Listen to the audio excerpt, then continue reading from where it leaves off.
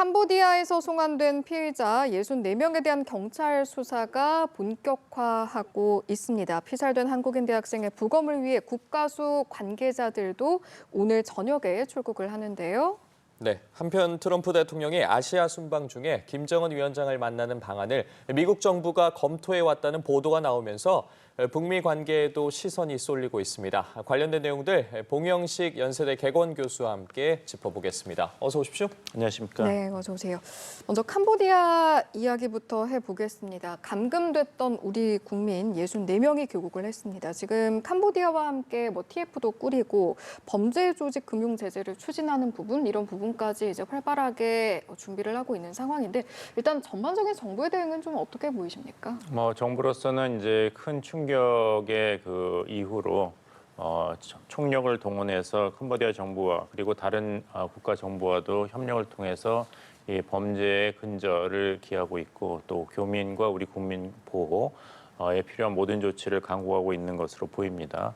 몇 가지 좀 주요 사안에 대해서 제 생각을 말씀드리면은 캄보디아에 감금했던 우리 국민 64명을 꼭 귀국 조치를 했어야 되느냐.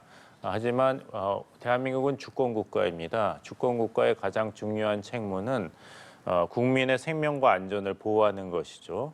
그래서 국가가 국가답게 존재를 하려면은 국민을 지켜야 합니다. 따라서 어떤 범죄 행위가 있을 때 그것을 나 몰라라 하고 국가의 어떤 경찰이라든지 이런 정부기관이 조사조차도 하지 않는다면은 이 국민의 생명과 안전을 보호해야 하는 국가의 책무를 소홀히 하는 것이 되겠죠. 따라서 이 사법권 그리고 형사재판권, 경찰권의 행사는 대한민국이 주권국가로서 존재해야 할 수 있는 최소한도의 조건입니다. 따라서 그 범죄자를 왜 국내에 송환을 하느냐. 캄보디아에서 일어난 일이니까 캄보디아 정부가 그리고 경찰이 해결하게 해야 된다. 왜 범죄자를 국내에 끌어들여서 우리를 더 위험하게 만들 소지를 만드냐 하실 수 있는데 이것은 대한민국 국가가 이런 경찰권, 사법권, 형사재판권을 행사하고 조사를 해야만 하는 주권국가로서 당연한 조치다. 이런 말씀을 먼저 드리겠습니다. 두 번째는 이런 강력한 조치 그리고 우리의 이런 외교권 그리고 사법권, 경찰권을 동원하는 것은 이런 엄중한 사태에 대해서 우리 국가가 적극적으로 또 장기적으로 대처할 수 있는 그 기반이 되는 것이죠. 왜냐하면 우리 피해가 발생을 했는데 우리가 나몰라라 한다면은 어떻게 앞으로 캄보디아 정부뿐만 아니라 다른 정부와도 국제 공조 대응을 하겠습니까?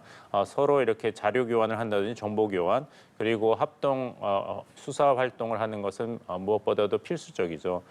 미국 정부도 이 프린스 그룹을 이제 제재 대상으로 했지 않습니까? 그런 식으로 본다면은 한국 정부도 사후에 이런 유사한 피해 사례 발생 방지를 위해서는 적극적으로 행동해야 될 그런 필요성이 충분히 있었다 말씀을 드리겠습니다. 네, 중요한 부분들을 지적을 해주셨는데 문제는 범죄단체도 이러한 상황들을 계속해서 예의주시하고 있다는 겁니다. 지금 캄보디아 단속 이후에 일부 범죄 조직이 이제 베트남 등 주변국으로 이동했다는 이른바 풍선효과 관련한 우려가 제기가 되고 있습니다.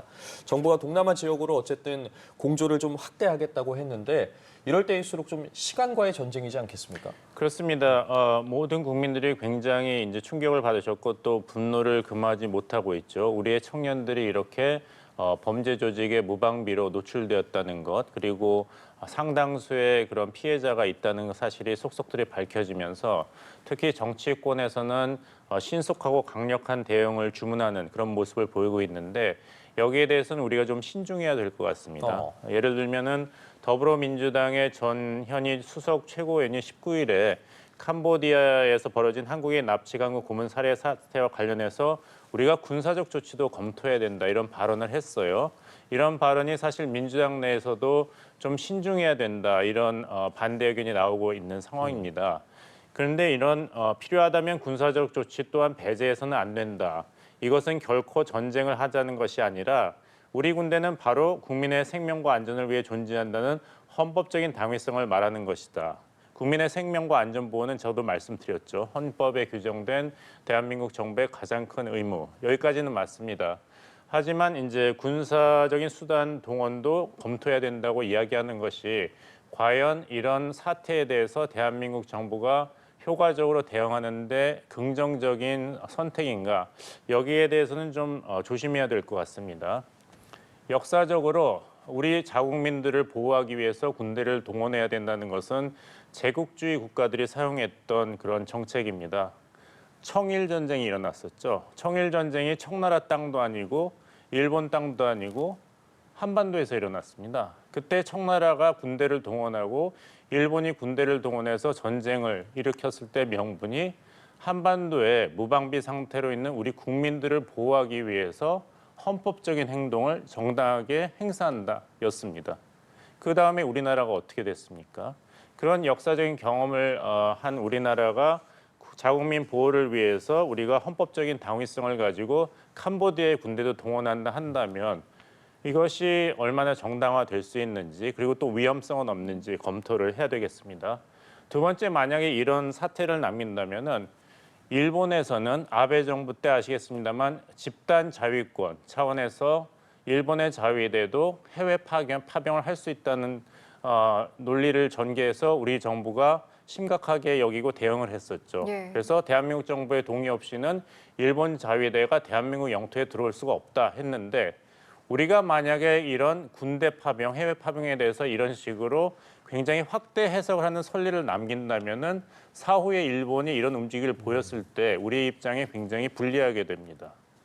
또 하나는 대만 해협에서 만약 중국과 미국이 충돌하게 된다면 군사적으로 그리고 우리가 만약 캄보디아에 군대를 파병하는 선례가 있다면은 나중에 미국이 대만 해협 유사시 사태 발생 시 한국 군의 파병을 요구했을 때 우리가 이것을 어떻게 정당성을 가지고 거부할 수 있는지 설명할 수 있는지 굉장히 곤란해지기 때문에 안타까운 마음과 분노가 분명히 있습니다만은 정치권에서는 여러 가지 면을 고려한 다음에 군사적인 조치도 고려해야 된다는 발언을 해야 되는데 너무 이런 얘기가 나온다면은 앞으로 대한민국의 외교안보 정책에 굉장한 부담이 될 수 있다. 또한 캄보디아에서의 한국의 이미지가 얼마나 훼손될 것인가도 우리가 조심해서 살펴봐야 되겠습니다. 캄보디아에서 한국에서 일하다 돌아간 노동자들이 한국에 대해서 굉장히 부정적인 인상과 경험을 했습니다. 뭐 손가락이 잘렸는데 대우를 못 받았다든지 차별, 학대 이런 얘기인데 한류 덕분에 한국의 긍정적인 이미지가 캄보디아의 젊은 층에서 퍼져나가고 있는데 다시 한번 이렇게 한국이 어떤 제국주의적인 입장을 보인다면은 이제까지 쌓아왔던 한국에 대한 긍정적인 이미지가 다시 원점으로 돌아가는 그런 손해가 있을 수도 있다는 말씀을 드리겠습니다. 예, 아무쪼록 다각도로 검토를 해서 최선의 대안을 찾는 게 중요해 보입니다. 자, 에이펙 정상회의를 계기로 여러 정상들 간의 회담 이야기도 나오는데요. 북미 정상회담 가능성에 대한 부분도 이야기를 좀 해볼게요. 실제 뭐 북미 간 소통은 보기에 없어 보이는데 보도는 또 계속해서 나오고 있단 말이죠. 실질적인 가능성 어느 정도로 판단하십니까? 가능성이 그렇게 높지는 않은 것 같습니다. 왜냐하면은 이제 당사자 측에서 어떤 적극적인 준비를 하고 있다는 그런 신호가 나와야 되는데요. 평양에서도 이렇다 할 움직임이 포착되지 않았고 또 트럼프 백악관에서도 그 한국 체류 일정에 대해서 어떤 변화가 없기 때문에 그 짧은 체류 기간 동안에 과연 그 실질적인 김정은 위원장과의 만남을 성사시킬 의지가 있는지 여기에 대해서는 이전보다는 좀 더 그 확률이 낮아지고 있다 이렇게 보고 있습니다. 그래서 미국 언론 보도 이후에 미국 정부에서는 이런 북한과 미국 간의 정상 간의 회동에 대해서 내부적으로 토론을 했고 준비를 했다고 얘기를 했지 않습니까?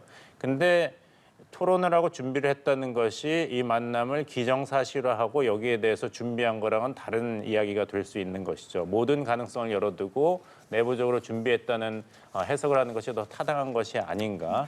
그렇게 본다면 이제 트럼프 대통령의 방안의 핵심은 결국에 가서는 지금 다시 한번 교착 상태 그리고 악화일로에 있는 미국과 중국 간의 관세 전쟁의 어떤 중국과의 그 협상에 물꼬를 트는 거기에 초점이 맞춰지지 않을까 생각합니다. 그렇다면 실제 좀 물밑에서 대화가 이 부분과 관련해서 일단 일어나고는 있다고 봐야겠습니까? 트럼프 1기 때와 비교했을 때 이번이 아니더라도 조만간에 빠른 시일 내에 좀 만날 가능성에 대해서는 어떻게 봐야겠습니까? 뭐 조만간 빠른 시일 내에 만날 가능성은 열려 있겠죠. 그렇지만 그것이 이제 이스라엘과 하마스 간의 무력 충돌이 평화 협상 1단계가 체결이 됐기 때문에 또 포로와 시신이 송환되고 팔레스타인 그런 복역수들을 이제 이스라엘 정부가 풀어주는 식으로 1단계가 성취됐기 때문에 트럼프 행정부로서는 외교 안보의 초점을 한반도에 방향을 돌릴 수 있는 여지가 마련된 것은 사실입니다. 예. 하지만 과연 북한이 준비가 되어 있는가, 북한이 지금을 적기라고 생각하는가는 또 다른 문제가 되겠죠. 따라서 대화의 문은 계속 열려 있지만 과연 이번 10월 말 11월 초 경주 에이펙 정상회의를 계기로 이루어질까, 여기에 대해서는 북한 체제가 최고 존엄의 보완에는 가장 중점을 두는 체제라는 점을 고려한다면은 물리적인 시간이 너무 부족한 것이 아닌가. 그래서 이 가능성이 오히려 적기 때문에 우리 통일부에서는 판문점에서 다시 만나는 것도 괜찮은 모습이라는 어떤 조언이랄 거예요. 이런 아이디어를 제공한 것이 아닌가. 역설적으로 본다면요. 네. 만약에 미국과 북한 간의 그 만남을 기정사실화하고 진행이 된다면 이렇게까지 한국 통일부가 이렇게 하는 것이 어떻겠습니까? 라고 얘기를 할 그런 이유가 사실상 없겠죠. 그래서 따라서 아직 지금 상태로 본다면 이제 트럼프 대통령과 김정은 위원장이 만날 확률은 적다. 그렇지만 예. 우리 정부인의 입장에서는 꼭 이런 북한 지도자와 트럼프 대통령 간의 만남이 없더라도 한미 간의 정상회담도 좀 더 굉장히 생산적이 돼야 되진 않겠는가 해서 우리 정부가 줄 수 있는 최고의 훈장 수여도 고려하고 있다는 보도가 나오고 있어요. 네. 이것은 제가 볼 때는 트럼프 대통령의 이제 성격이라든지 그런 지금의 상황을 잘 파악하고 구상한 아이디어, 적절한 구상이라고 생각합니다. 네. 트럼프 대통령이 한 게 무엇이 있냐, 왜 이렇게 훈장을 남발하냐 할 수도 있지만 방한 기간 동안 트럼프 대통령이 최고 예우를 해주고 무궁화 대훈장을 수여한다는 것이 국가 핵심 이익을 확보할 수 있다면은 또 그렇게까지 부정적으로만 볼 수는 없지 않은가. 이 말씀을 드리는 것은 트럼프 대통령이 미국 역사상 최고령 대통령입니다. 나이가 많고 바라는 것이 있고 그것이 노벨 평화상이라는 것은 본인도 인정을 했죠. 하지만 이번에 노벨 평화상 수상에 실패했지 않습니까? 예. 그래서 그 베네수엘라의 그 민주투사 마리아 코리나 마치도 수상자가 트럼프 대통령의 수상 이후로 전화를 했어요. 그리고 당신이 받았어야 되는데 당신의 미국 정부가 나를 보호해줘서 내가 민주투쟁도 할 수 있었다. 감사한다. 당신이 받았으니 내가 받게 돼서 당신 대신에 내가 수상하겠다. 그래서 트럼프 대통령이 어떻게 생각하느냐, 기분이 어땠습니까? 기자들이 물으니까 뭐 그렇게 생각하면 내가 받게 해주십시오라고 얘기까지는 안 했다. 하지만 섭섭한 마음을 드러냈어요. 근데 노벨 평화상을 이렇게 트럼프 대통령이 원하는데 1901년부터 주어진 노벨 평화상인데 사실 문학상과 평화상은 항상 논란의 여지가 많지 않습니까? 문학상이야 뭐 언어가 다르니까 번역의 문제가 있다도 평화상은 항상 논란이 있거든요. 그래서 트럼프 대통령은 내가 전쟁 8개를 막았는데 왜 안 주냐 했지만 이스라엘 하마스 전쟁을 종식시킨 것이 10일이었습니다. 근데 노벨 평화상 수상자 결정이 위원회에서 6일 날 결정이 됐기 때문에 이번에는 받질 못했죠. 하지만 이런 식으로 한국 정부가 트럼프 대통령의 마음을 다스려주는 조치를 한다면은 트럼프 대통령 입장에서도 좀 더 긍정적으로 한국의 입장을 반영하지 않을까 예. 그렇게 생각합니다. 노벨 평화상이 125차례 수상이 됐는데요. 1901년부터니까 얼마나 어려웠으면은 그 중에 그 28번은 19번은 예. 아예 수상자 결정이 못 됐습니다. 예, 그래서 이번에 잠시만요. 한국의 입장이 굉장히 긍정적으로 예, 받아들일 것 같습니다. 잠시만요. 미국과 관세 협상 후속 논의를 하기 위해 워싱턴을 방문했던 정부 고위 당국자들이 귀국을 했습니다. 현장 함께 보시죠. 있습니다. 그리고 지금 뭐 관심이 많으신 관세 협상 관련해서는 지금 진행 중인 상황이고, 그래서 제가 특별히 더 드릴 말씀은 없고, 워싱턴에서 특파원들이나 또는 동행 기자들에게 벌써 말씀드렸기 때문에 그걸로 대신하도록 하겠습니다. 감사합니다. 네.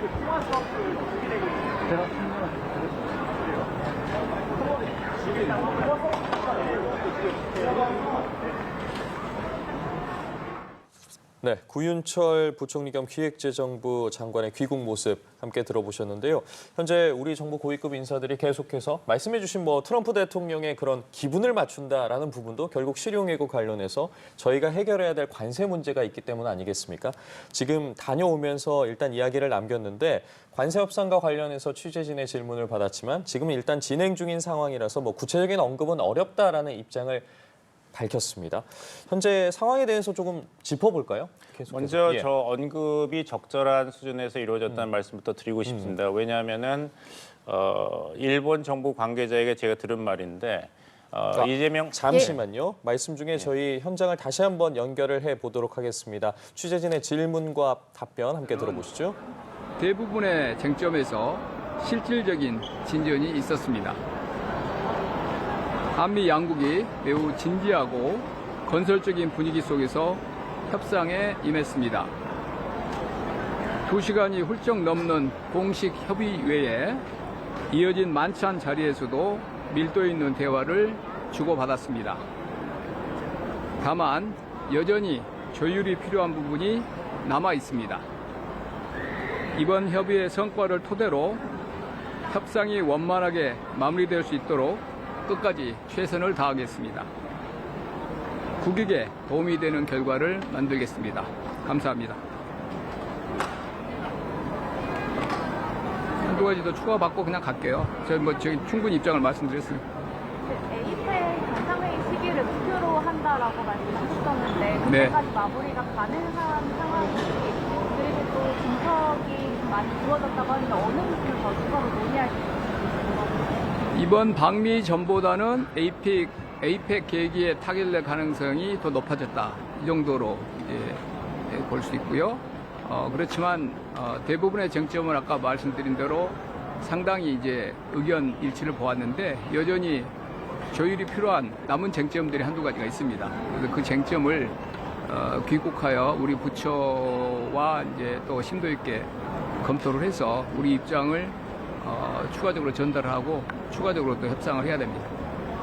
3,500억 달러를 10년에 벌써 투자하는 방안도 논의 중이다 이런 보도도 있었는데 이걸 포함해서 혹시 미국 측 입장이나 트럼프 측 입장이 달라진 게 있을까요? 개별적으로 저희가 논의 중인 내용 그리고 어떤 쟁점이 해결이 됐고 어떤 쟁점이 남아있는지에 대해서는 협상이 진행 중이기 때문에 말씀드리기는 어렵고 3,500억 불이라는 숫자는 7월 31일 날 합의된 내용이기 때문에 그 숫자는 제가 유념을 하고 있고요.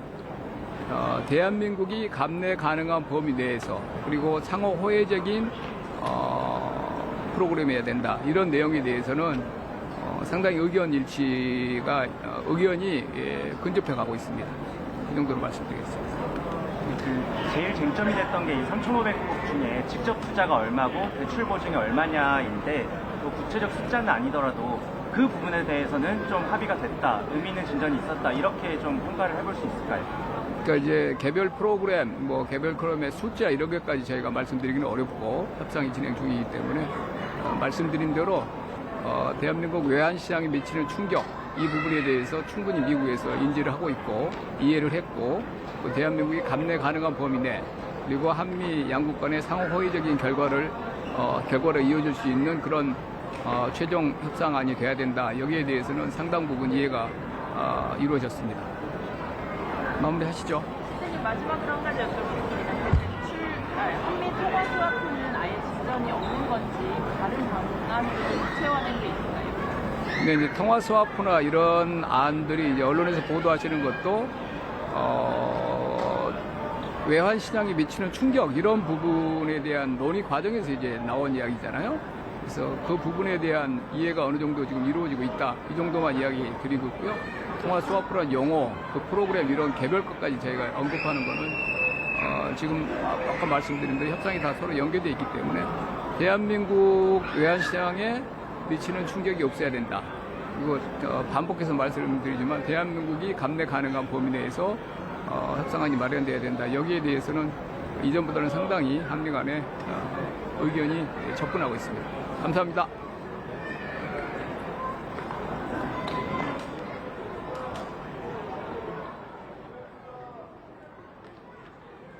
네, 김용범 대통령실 정책실장의 발언까지 함께 들어봤습니다. 일단은 뭐 구윤철 장관처럼 언급이 어렵다라고 한 부분도 있지만 사실은 눈에 띄는 부분은 대부분의 쟁점에서 실질적 진전이 있다라는 부분은 확실히 밝혀졌고요.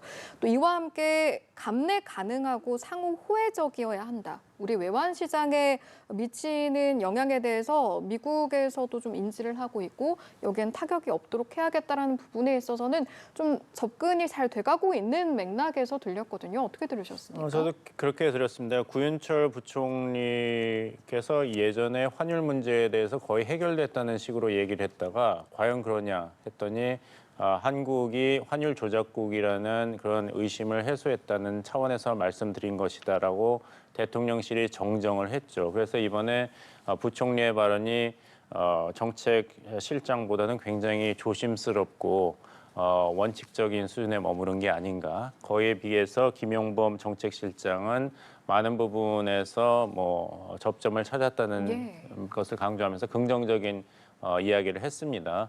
하지만 두고 봐야겠죠. 아까 말씀드릴 때 이런 부총리의 발언이 사실 듣기에는 굉장히 답답하지만 이것이 트럼프 행정부를 상대하는 데는 굉장히 필요하다는 것을 말씀드리고 싶은 것이 일본의 예를 드리겠습니다. 그 일본이 뭐 미국과의 관세 협상을 타결했는데 그 과정에서도 일본의 당시는 이시바 정부였죠. 이제 새로운 총리가 선출되겠지만 별로 이야기를 많이 하지 않았습니다. 그래서 항상 한 것이 일본과 미국 간의 그런 양자 관계의 건설적인 미래를 위해서 계속 그것을 중심으로 노력하고 있다 이런 얘기를 했고 굉장히 어려운 협상이라는 얘기만 반복적으로 얘기했습니다.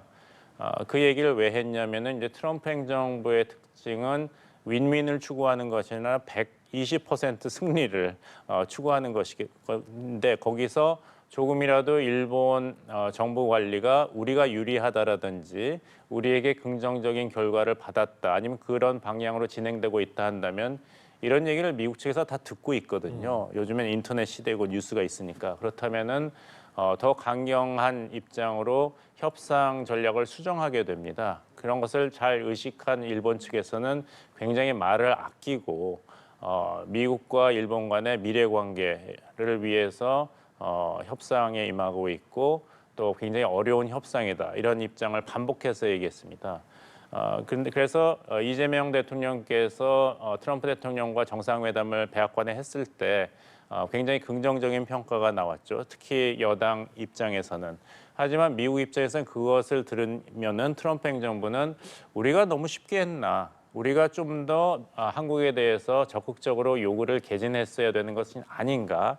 이런 식으로 반응이 나오게 됩니다. 그래서 이런 점을 트럼프 행정부와 관세 협상을 했던 경험이 있는 일본 이시바 정부 사람들이 사실 한국 측에 대해서 비공식적으로는 일종의 조언을 했죠.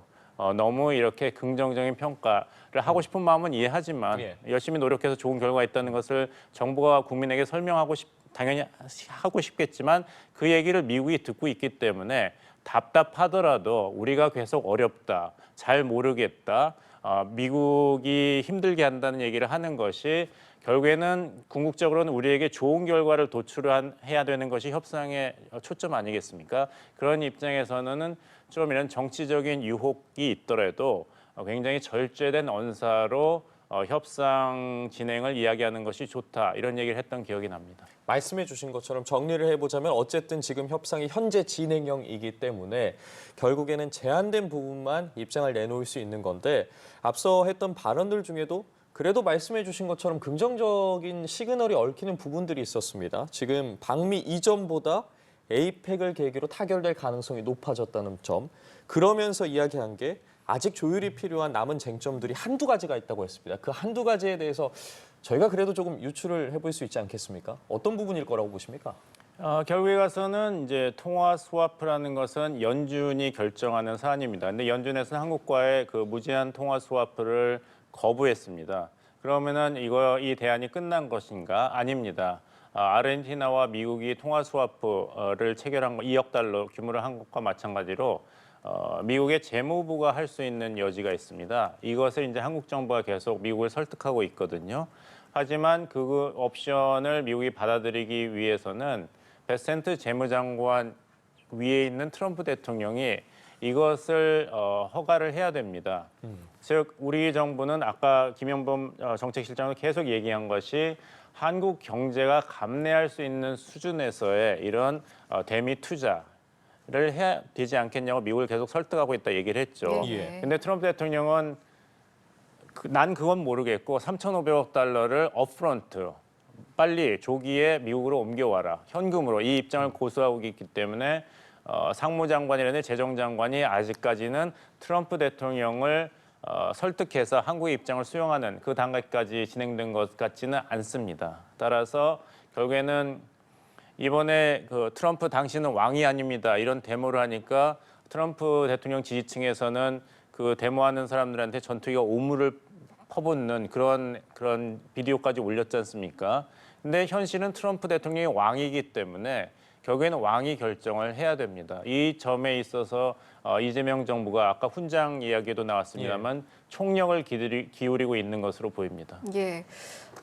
여전히 조율이 필요한 쟁점들이 남아있다. 또 이와 함께 김용범 실장이 언급했던 게 우리 입장을 앞으로 추가 전달하고 추가적 협상을 해야 한다라고 했거든요. 이제 대부분의 쟁점에서 진전이 있다라고는 했지만 아직 조율이 필요한 쟁점 한두 가지가 핵심적이라고 했을 때 앞으로의 좀 추가 협상을 잘 끌어가는 것도 중요하지 않겠습니까? 추가적으로 입장을 전달하라고 한다고 했을 때 어떤 방향으로 좀 가져가야 우리에게 최적의 협상이 될 수 있을까요? 3,500억 달러라는 수치에 있어서는 7월 말 이후로는 양측이 이것을 부인하지 않습니다. 3,500억 달러란 뭐 2,000억 달러로 바꿔달라든지 5,500억 달러 이건 아니에요. 하지만 트럼프 대통령이 고집하는 건 3,500억 달러를 이 미국에 빨리 지금 직접 하라는 것이기 때문에 우리 입장에서는 그러면 우린 외환 보유고의 84% 이상이 미국으로 이전되는데 그럼 우린 다시 외환 위기가 온다. 미국이 원하는 걸 들어주면은 우리 경제가 죽는데 그것이 무서워서 압박이 죽는 것이 무서워서 우리가 자살을 할 수는 없지 않나. 이런 얘기거든요. 네. 그런 거에 대해서 재무부와 상무부 간에는 좀 공감대가 형성된 것 같은데 결국에 가서는 이 자기의 정치적인 업적을 굉장히 중요시하는 트럼프 대통령을 설득하는 것이 남아 있고 그렇다면은 3,500억 달러를 얼마나 원화를 기준으로 미국에 제공하는지 그리고 그것을 나중에 지원하는데 장기간의 다단계로 걸쳐서 하는 것을 트럼프 대통령이 인정할 것인지 그것이 남아있는 쟁점이라고 생각합니다. 아까 뉴스 초반에 이야기한 것이 캄보디아에서의 우리 청년 살해 사건 아니었습니까? 예. 그리고 그 빚과 가난 그리고 구직난에 지친 청년들이 그런 보이스피싱 범죄에 너무 유혹에 쉽게 넘어간다는 이야기를 했지 않습니까? 이것과도 연관이 돼 있습니다. 만약에 3,500억 달러를 우리가 미국에 줘서 미국이 그것을 미국 제조 부흥에 쓴다면은 우리나라는 앞으로 3년 반 동안 우리나라 내부에서 공장을 지을 돈이 없다고 생각하시면 됩니다. 그러면은 우리나라 경제가 기업이 3년 반 동안 공장을 짓지 않는다면 그렇지 않아도 심각한 우리 청년의 구직난은 더 악화되는 것이죠. 그러니까 우리 입장에서도 이것을 미국 입장을 그냥 수용할 수는 없습니다. 말씀해 주신 것처럼 정리를 다시 한번 해보자면 결국에는 김용범 대통령실 정책실장도 이야기한 것처럼 3,500억이라는 숫자는 이미 합의된 내용이고 그 부분에 대해서는 예의주시를 하고 있는 상황인데 그 이후에 이제 취재진의 질문이 직접 투자가 얼마고 또 대출 보증이 뭐 얼마인지 이런 질문이 있었지만 뭐 개별 프로그램의 숫자를 언급하기는 어렵다. 짚어주신 부분이겠죠. 네. 뭐 구체적으로 지금 협상이 진행 중이니까. 하지만 어쨌든 외환시장 말씀해 주신 것처럼 외환시장에 미치는 충격에 대해서 미국 측이 충분히 인지를 했다고 하지 않았겠습니까? 그러면 기자들이 했던 질문처럼 지금 에이펙 정상회담까지 얼마 남지 않은 시간이고 이 부분이 결국에는 트럼프 대통령에게 어쨌든 최종적으로 전달이 돼야 되지 않겠습니까? 이러한 부분에 대한 조정이라고 해야 될까요? 미국 내에서 어떻게 좀 전달이 될 거라고 보세요? 벌써 전달되지 않았겠습니까? 예. 이런 그런 공식적인 채널을 통해서 장관 차원에서는 이제 백악관에 전달이 됐을 것이고 그다음에 우리 기업 총수들이 트럼프 대통령과 골프 회동을 할 때 그 얘기가 나오지 않았다고 생각하기는 사실 힘들죠. 그리고 미국 입장에서도 아까 말씀드린 대로 3,500억 달러를 일괄 지급을 해서 한국 경제가 이런 말씀 드리긴 정말 싫습니다만 위기 상황이 된다면은 결국엔 3,500억 달러를 미국도 받을 수가 없다는 것은 잘 알고 있을 것입니다. 여기서 이제 협상의 가능성, 교집합이 남아 있는 것이죠. 예. 그래서 아이펙 정상회의 전에 트럼프 대통령의 결심이 구체적인 발언으로 나오는 것을 우리가 주목을 해야 되지만 좀 여러 가지로 지켜봐야 되고 하지만 이것이 해결되지 않는다면 우리 경제의 불확실성이 계속 지속되기 때문에 지금 부동산 문제도 있고 환율 때문에 경제가 여러 가지 불확실성이 있는데 사실 이게 코로나 때문입니다. 전경련의 2022년 그런 세대별 체감 경제 지표 조사를 보면은 그때 코로나 때문에 물가 상승이 되고 구직난이 심해져서 가장 피해를 본 세대가 20대였습니다. 그래서 그때 세대별 체감 경제 고통 지수에서 20대가 가장 높은 수치를 보였고 그것이 코로나 전과 후 사이에 10배가 증가했습니다. 그런데 우리나라가 이번에 미국과의 관세 협상 타결의 대가로 3,500억 달러를 미국이 원하는 수준과 형태로 대부분 준다면 과연 이렇게 악화된 그리고 굉장히 어려운 청년 실업 그리고 청년 부채 문제는 또 몇 년을 기다려야지 어느 정도 해결이 가능한데 그 정치적인 함의, 그 피해 이것에 대해서는 이재명 정부도 또 정치 정당들도 굉장히 주의를 기울여야 된다. 이런 말씀을 드리겠습니다. 예. 또 앞선 현장 연결에서 함께 이야기가 나왔던 것이 저희가 잠시 언급하긴 했는데 통화 스와프에 대한 부분, 여기에 대한 이해가 어느 정도 이루어졌다라고 했는데 여기서 말하는 어느 정도라는 범주가 한미가 이해하고 있는 그 범주가 어느 정도일지도 좀 궁금한데요. 유추가 좀 되실까요? 아니요, 되지 않습니다.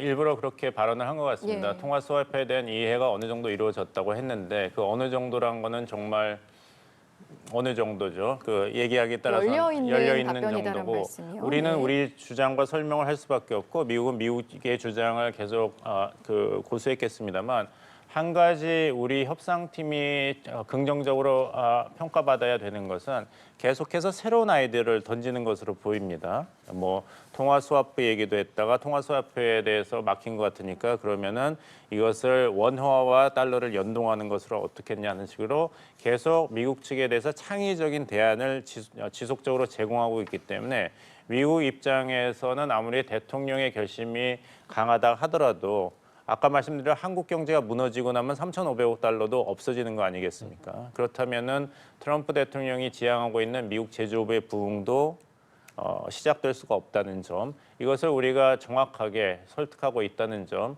새로운 아이디어를 계속 던지면서 하지만 3,500억 달러에 대해서는 우리가 입장 변화가 없다는 것, 그런 측에서 조금씩 앞서 이 협상이 진행되고 있는 것은 아닌가. 하지만 트럼프 대통령이 왕이기 때문에 결국에는 이 임금님이 결심할 문제로 계속 남아있다.